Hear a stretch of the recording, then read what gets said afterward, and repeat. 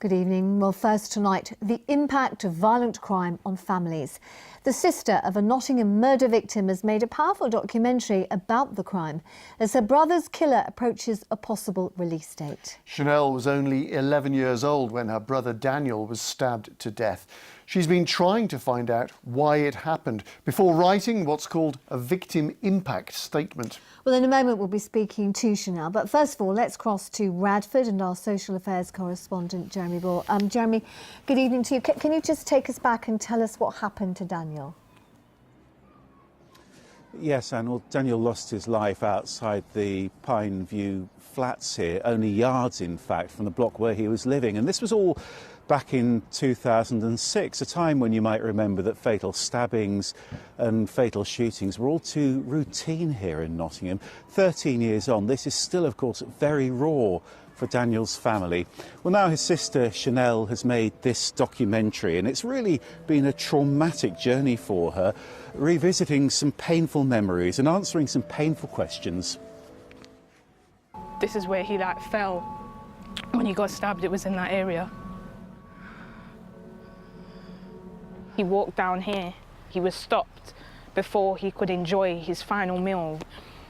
I've always had this thought that my brother died hungry.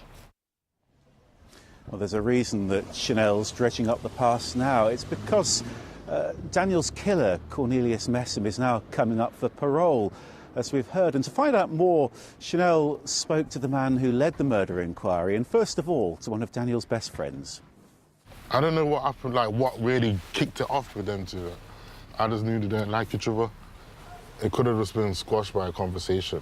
Daniel was a really nice guy. He was liked by everybody that we spoke to, whereas Messam had been seen with a firearm previously, according to witnesses.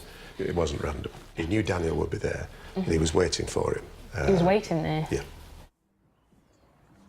Now, Chanell's going to use what she's discovered to write that victim impact statement. There have been some new revelations for her as well from her mum, stuff she wasn't told at the time because she was so young. And these are things that have been very hard to hear.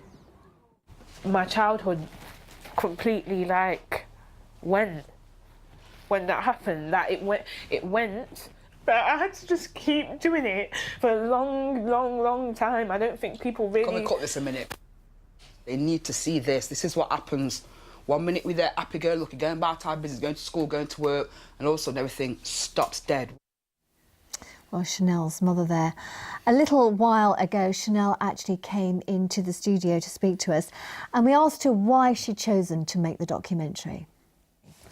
I decided to make it because at the time where I was in my life, I actually realised that my voice needed a platform, that just speaking to my peers wasn't enough anymore. I felt like I needed to get a voice out there to the whole country. And funnily enough, I was actually doing a master's degree in investigative journalism, and an opportunity to go to DocFest came up, and I looked at it and I thought, if I could actually do this, if they give me this opportunity, I could tell my whole story to the country, and this could essentially change so much and help so many people. And BBC Three believed in my story, and months later it's now out on iPlayer. That's amazing. It is, yeah. But it must have been very, very tough telling your story, bringing up the past again, not just for you, but for your family and Daniel's friends. Yeah, absolutely. I had to really gain their trust, and I commend them all so much because they didn't decide to do this, I did. And even with them opening up so much and my mum and sister reliving all of this, it's not been easy at all. And even for me, the last 8 months of my life, it's felt like I've slept and breathed Knifecrime. I feel like it's truly become part of me, and I've just been on this mission to truly make a change in this country. With regard to the parole of the killer, how has that affected you, and what are your thoughts on that?